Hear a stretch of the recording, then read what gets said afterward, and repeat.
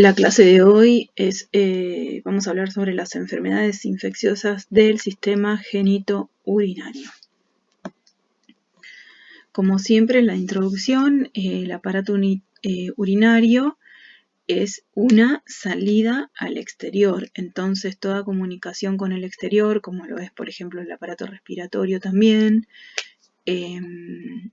o mismo la piel por algunos conductos, va a ser propenso a infecciones, porque por ahí, por esa comunicación que hay al exterior, pueden entrar microorganismos. Y la mucosa también es una puerta de entrada, porque si se acuerdan, cuando vimos piel, mucosa, la mucosa tiene una capa más delgada y es como una barrera menos efectiva, ¿sí? Y además hay algunos microorganismos que pueden adherirse a la mucosa por factores de virulencia. ¿Cómo vamos a definir infección urinaria? Es la presencia y multiplicación de microorganismos en el tracto urinario con invasión de tejidos, porque hay microorganismos que pueden estar ahí colonizando sin invadir. Entonces, cuando invaden, se multiplican, invaden, definimos infección urinaria. Y se diagnostican por un urocultivo, que muchos ya sabrán, alguna vez habrán tenido que juntar o para alguno de sus hijos. Lo que vamos a hacer ahí en el urocultivo es la muestra de orina que se va a cultivar buscando bacterias principalmente. Después hay otros que buscan hongos y hay otras formas de diagnosticar, pero nosotros decimos que se diagnostica por urocultivo para diferenciar de lo que se busca en un sedimento común, porque en un sedimento común puede haber contaminación. La técnica de urocultivo tiene otras normas de asepsia para que solamente diagnostiquemos infecciones urinarias, ¿sí? Por eso se toma según protocolo, para que evitemos la contaminación con la flora habitual. Microflora, flora habitual, microbiota se usa también ahora. Hay una cosa que me olvidé decirles cuando vimos aparato digestivo o cuando vimos microbiota, flora habitual. Vieron que ahora se habla mucho de la microbiota intestinal y de la comunicación que tienen con el cerebro. Bueno, es toda una disciplina estudios que están en desarrollo, pero siempre recuerden que están involucrados en la defensa, es parte del sistema inmunológico, y también se sabe ahora que pueden sintetizar algunos neurotransmisores, que por eso está relacionado con el cerebro. Un poco por si escuchan de este tema, ustedes ya saben lo que es microbiota como microbiota o microflora, flora habitual, como que son los microorganismos que residen en una zona y que se habla como de un microambiente, porque están como en ese estado de equilibrio del que nosotros hablamos. Bueno, particularmente en la del intestino se está estudiando mucho ahora, no solamente como parte del sistema inmunológico, sino como en comunicación con el cerebro. Les quería mencionar eso, que por ahí no se los dije, porque no es que hace a nuestra materia, pero bueno, para que lo puedan relacionar. Volviendo a la infección urinaria, ¿por qué hago hincapié en que se diagnostica por urocultivo? Para diferenciar del diagnóstico de orina completa, que la orina completa es como un chequeo general de toda la parte renal y sistémica también, pero como ahí no la tomamos con técnicas de asepsia, puede haber bacterias de la microflora. En cambio, la técnica de urocultivo no. Las bacterias que aparezcan en el urocultivo, si está bien tomada, van a ser por una infección. ¿Cómo se clasifican las ITU o infecciones del tracto urinario? Ya van a empezar a escuchar de ahora en más durante la carrera y la profesión como ITU. Baja o alta. Las bajas son infecciones en la vejiga, cistitis, en la uretra, uretritis, en la próstata, prostatitis para los hombres. Recuerden que la terminación itis habla de inflamación. Para nosotros, como hablamos de procesos por microorganismos que son vivos, entonces nos referimos a infecciones. Y las itus, es decir, todas las infecciones son inflamaciones, no todas las inflamaciones son infecciones. ¿Sí? Y las ITU altas cuando ya tenemos afección a nivel del tejido renal y hablamos de pielonefritis. Una ITU baja siempre puede evolucionar a una ITU alta si no se trata. Y otra definición que es importante, esto por ahí es lo más importante de esta clase, no tanto los microorganismos, sino que tengan estos conceptos de lo que es una ITU complicada o no complicada. Son distintas clasificaciones, o sea, según la localización, baja o alta, según se complique o no, y según existan síntomas o no. Según se complique o no, complicada es en todo paciente con alteración anatómica o funcional del tracto urinario, litiasis, o sea, cálculos, catéteres urinarios, reflujo, asociadas a enfermedades sistémicas como diabetes, inmunosupresión. En todos estos pacientes siempre la infección del tracto urinario se considera complicada. En embarazadas, siempre en varones, salvo en la primera infancia, y las ITUs altas. ¿Por qué en embarazadas? Porque las infecciones urinarias pueden ascender, provocar contracciones, abortos espontáneos en los primeros, sobre todo en los primeros meses de vida del bebé. En los varones, porque dada la anatomía, es mucho más difícil que un varón haga una infección urinaria, salvo la primera infancia cuando usan pañal, que queda la materia fecal en el pañal y ahí puede llegar a infectar esos microorganismos de la materia fecal. Y las ITUs altas, siempre que sea una pielonefritis, van a ser complicadas. Y en todos los pacientes que tengan, vieron que algunos tienen, bueno, pueden tener un solo renal, o sea, monorrenal, o algunos tienen catéteres más cortos, o sea, todas enfermedades que sean anatómicas, que sean congénitas, o bien alguna enfermedad que haga que el flujo urinario sea más lento. Entonces, la orina, cuando uno orina, es un mecanismo de defensa porque está barriendo con ese flujo. Por eso cuando uno tiene infección urinaria tiene que tomar mucha agua para orinar mucho y que se vaya vaciando con el flujo todos los microorganismos que están ahí.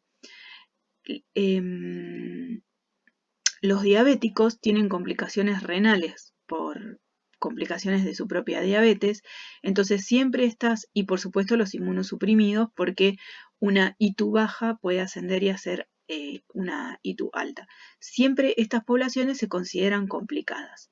Las no complicadas son todo el resto. Pacientes que no tengan enfermedades en el tracto urinario, o sea, alteraciones, perdón. Todo el resto se considera no complicada. Los que entran acá se los consideran complicados. Esta es la que actualmente se considera la más apropiada. ¿Por qué? Porque me lleva al pronóstico de la infección urinaria y el tratamiento. El antibiótico que tengo que dar, cómo va a evolucionar el paciente, el seguimiento que hay que hacerle. Una ITU no complicada, uno sabe que el médico le va a dar un antibiótico y generalmente va a resolver bien. En cambio, estos por ahí hay que seguirlos, a ver si resolvieron con el antibiótico o si hay que rotar el antibiótico. Asintomáticas es cuando no tienen síntomas, y sintomáticas pueden ser la cistitis, que es ese dolor, ardor al orinar, polaquiuria, es decir, va al baño mucho pero poquito, con ardor, necesidad de orinar permanentemente, y la pielonefritis, que ya tiene dolor lumbar, es decir, en la cintura, atrás de los riñones, fiebre, y ojo acá porque una vez que hay pielonefritis ya se puede diseminar, llegar a circulación, hacer bacteriemia, es decir, bacterias en sangre, y sepsis, que ustedes ya saben que es un cuadro más grave. Entonces, fíjense que una ITU baja puede evolucionar a una alta y esto a una sepsis, ¿sí? Y si estamos hablando de esta población, llegar a la sepsis es más factible. Por eso es que hay que seguirlos mejor a esos pacientes. Bueno, la ITU en el embarazo siempre se las considera de riesgo para la madre y para el bebé. Son muy frecuentes, hay todo un tema hormonal y el cambio de la flora también. Si no se las trata, puede llegar a ser grave, desarrollando una pielonefritis que puede causar un parto prematuro. Además, causa contracciones también. En esta población, las mujeres embarazadas suelen tener lo que llamamos bacteriurias asintomáticas, es decir, bacterias en orina pero sin síntomas, del 2 al 8%, o sea, hasta 8 de cada 100 mujeres pueden desarrollarlas en el embarazo. Por eso se realiza urocultivo, para definir si tienen una infección del tracto urinario sin síntomas, pero que pueda evolucionar mal. Bueno, en general, lo que obviamente ya más o menos sabemos es que la mayoría de las infecciones del tracto urinario se van a producir por bacterias que vengan ¿de dónde? Del ano, ahí hay flora, microbiota del intestino, del tracto digestivo, perdón. Entonces, desde ahí, desde el ano colonizan vagina y el introito uretral, que es esa porción inicial, esa cavidad inicial. Eso está colonizado, o sea, sin síntomas, sin signos de infección, sin respuesta inflamatoria, ¿sí? Pero cuando desde ahí suben esos microorganismos y llegan a vejiga, se adhieren al epitelio, ya tenemos la infección del tracto urinario. Y esto puede pasar, por ejemplo, por una mala higiene, limpiándose de atrás para adelante, por cuestiones hormonales que hagan que prolifere parte de esta flora, que tengan como un crecimiento mayor y lleguen a la uretra, a la vejiga. La colonización uretral responde a alteraciones de la microflora, ¿sí? Hormonas, también el uso de espermicidas y algunos antibióticos hacen que esta microflora se altere y aparezca la colonización uretral y desde ahí pueda llegar a vejiga. Las sondas vesicales, los catéteres, otros procedimientos del tracto urinario, infecciones del tracto urinario, pero intrahospitalarias. Si se acuerdan, las infecciones del tracto urinario eran las que seguían a las neumonías, estaban junto con neumonía y herida quirúrgica a las más prevalentes de las infecciones asociadas a asistencias sanitarias. Y está asociada a los procedimientos que se hacen. La anatomía en la mujer, que tenemos una uretra más corta, entonces está más cerca del área perianal, por lo tanto pueden acceder los microorganismos y invadir la mucosa, adherirse y generar la ITU. Y junto con las infecciones respiratorias, de todas las infecciones son las más frecuentes. ¿Sí? Y después, en cuanto al aparato genital y reproductor, también es una comunicación al exterior, la mucosa también es puerta de entrada y las conocemos como enfermedades de transmisión sexual porque es el contacto sexual directo de persona a persona o por líquidos corporales la forma de transmisión. Cuando hablamos de enfermedades de transmisión sexual englobamos a todas las cuando hablamos de enfermedades del aparato genital hablamos de todas, no solamente las que se adquieren por contacto sexual, porque hay otras que se adquieren por otra vía, por ejemplo vía parenteral, como la hepatitis B y también el HIV. El contacto sexual es importante, pero no es la única forma, ¿sí? Pueden ser por jeringas, por compartir jeringas, por compartir elementos cortopunzantes. Las parejas de estas personas infectadas son un grupo de alto riesgo porque pueden infectarse. Y es muy frecuente que cuando un paciente tiene una enfermedad de transmisión sexual, tenga 2 o 3, ¿sí? Porque habla de una conducta, de una falta de protección y porque se adquieren por la misma vía. Datos de la OMS, algunas enfermedades de transmisión sexual como el herpes y la sífilis se pueden triplicar el riesgo de contraer HIV.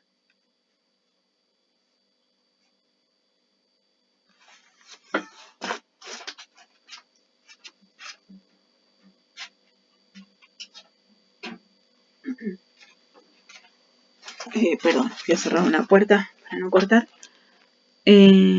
La transmisión de de una enfermedad de transmisión sexual de madre a niño puede causar defunción fetal o neonatal, es decir, feto muerto o bebé muerto al nacer, nacimiento prematuro, bebés con septicemia, bebé con neumonía, conjuntivitis neonatal, anomalías congénitas, por ejemplo una sífilis en el embarazo, la bacteria que es el treponema cuando pasa por placenta, dependiendo en el estadio de desarrollo en el que está ese feto, pueden hacer con sordera, ceguera, malformaciones óseas, ¿sí? La infección por HPV provoca 570.000 casos de cáncer cérvico-uterino y 300.000 defunciones por año. Algunas, como la gonorrea y las clamidias, son causas importantes de enfermedad inflamatoria pélvica e infertilidad femenina. Esos son datos de la OMS. Yo acá les muestro como siempre los cuadritos, bueno, cistitis, pielonefritis. Leptospirosis la ponemos acá porque es una infección del riñón, pero esta no se adquiere por mala higiene, por ejemplo, se adquiere por otra vía, no vamos a entrar en detalle. Y acá las del aparato genital como gonorrea, uretritis, enfermedad pélvica, son todos microorganismos como la Neisseria gonorrhoeae, las clamidias, micoplasma, Neisseria, causan también infertilidad, todas por contacto directo entre mucosa y mucosa. Sífilis, el linfogranuloma venéreo, chancro. Es muy común, por ejemplo, que una persona tenga HIV, tenga sífilis también. De hecho, cuando se diagnostica a una persona en el laboratorio con HIV o con sífilis, se le hacen otras serologías para ver si tiene alguna otra enfermedad de transmisión sexual. Los herpes, ¿sí? Las cándidas, las tricomonas. Las cándidas son hongos, las tricomonas son parásitos. De acá, de esta clase, lo más importante es que sepan esto, que en una ITU en embarazo se considera grave, la población de riesgo para considerarla complicada, que la baja puede evolucionar a la alta, esto si no se trata, y la alta puede evolucionar a una sepsis, y cómo vienen, de dónde vienen las ITUs, de las bacterias que vienen desde el ano, donde colonizan vagina e introito y llegan a vejiga y se adhieren. ¿Sí? Esto. Y esto, muy importante, todos los procedimientos que se hacen en la institución de salud que pueden llevar a una infección intrahospitalaria, una ITU intrahospitalaria que probablemente sea mucho más difícil de tratar por todo lo que ya vimos de las resistencias. Y de las enfermedades de transmisión sexual,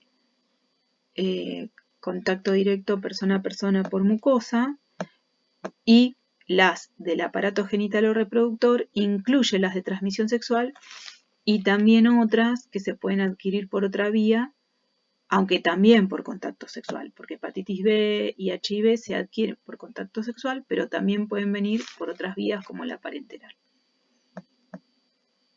Bueno, como esta clase es cortita, ahora les sumo uno de los últimos videos de la cursada, que es la de fármacos antimicrobianos.